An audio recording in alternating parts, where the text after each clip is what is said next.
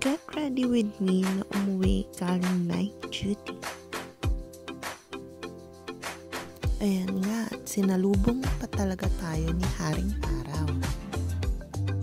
Tara, samahan niyo akong kunin yung service ko. Oh, akala niyo motor, no? Nagkakamali kayo.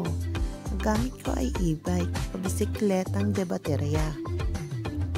Yan ang ginagamit ko sa pagpasok at pag-uwi galing trabaho. Labas na tayo.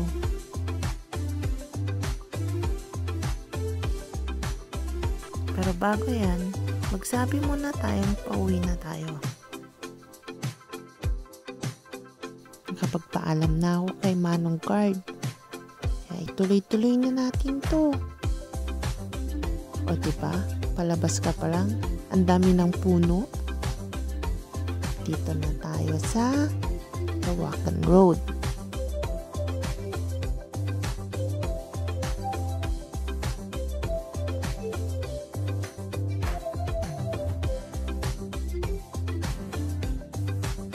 Dito, sa bandang kanan ko, ito ang Peza Park.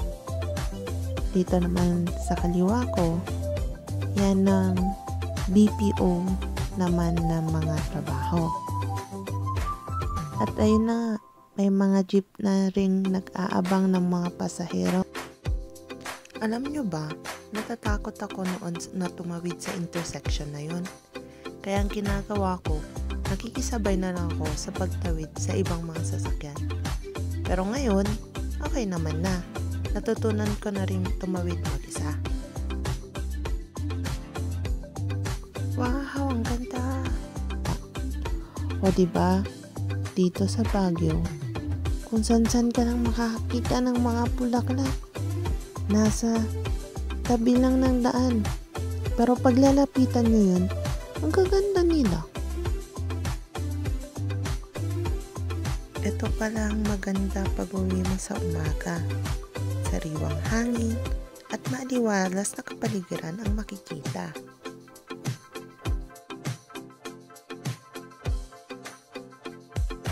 Dito sa Baguio, tapos kung bike ang gamit, dyan ka lang sa shared lane. Meron kami ditong shared bike lane. Doon lang kami pwedeng mag-stay. Kasi yung mga nasa gitna, doon na yung mga sasakyan. Kahit pala nakabike ka dito, mas maganda kung meron kang mga signal lights para at least alam nila kung kakanan ka ba or kakaliwa. O diba, kahit mga horse nandyan lang sa gilid, hindi sila sa gitna para hindi rin makaabala sa traffic.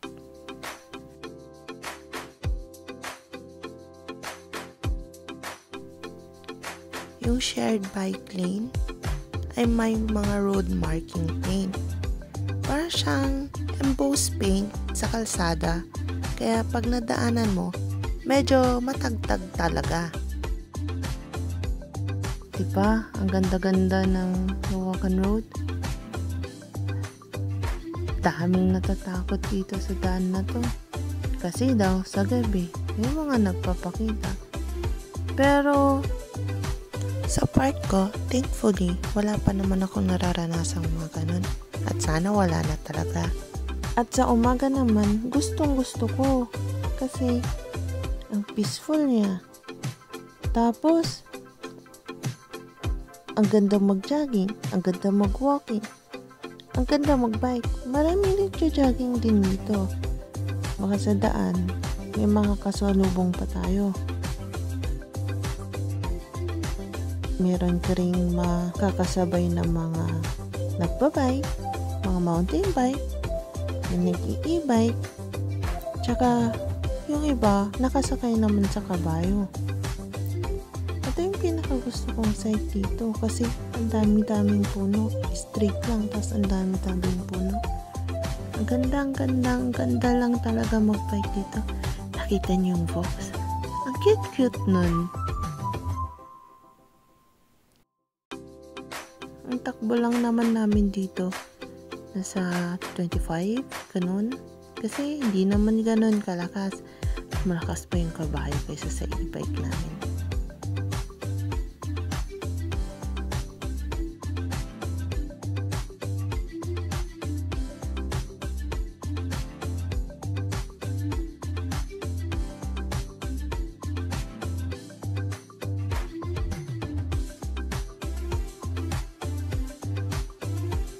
Madami ding paliko-likong daan dito, kaya dapat mag-ingat ka. Mag-brakes, ganun. Hindi rin kami nakikipag-unahan lalo na sa mga sasakyan. Most of the time, nauuna na sila. Ang kagandahan lang dito, pag nandun ka sa shared lane,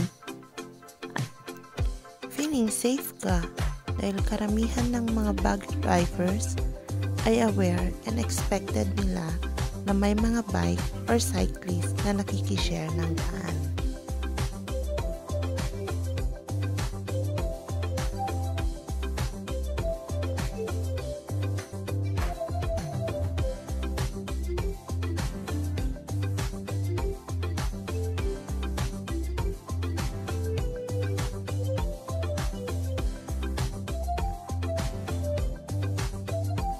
Diba? Sabi ko sa inyo, nakakasabay din namin yung mga kabayo. Pero dyan lang din sila sa shared lane.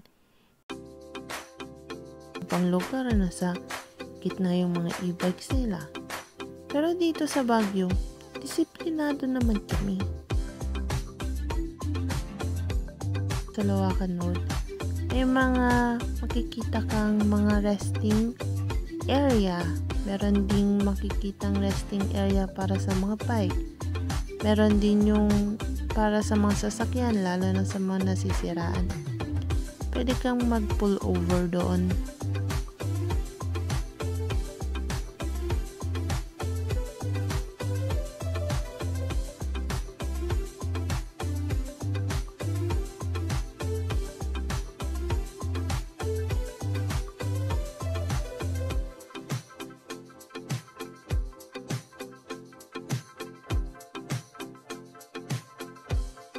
Antay pa nga ako ng kasama ko kasi medyo malayo na yung distansya sa amin. Pero okay lang kasi malapit naman eh.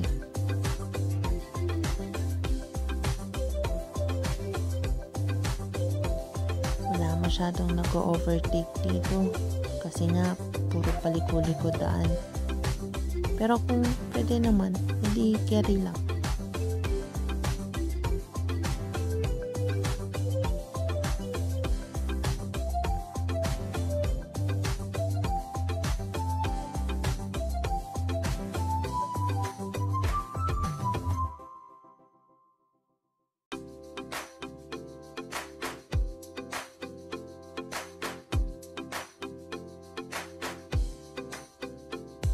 Ito, sabi sa'yo, shared bike din sila.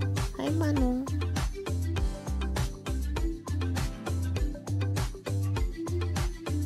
Yung green na jeep, para rin siyang naka-camouflage sa mga halaman at puno. Oh, ano ba yan? Lapit na ako dito sa tirahan ko. Sa susunod ulit, maraming salamat sa paghatid. Bye-bye!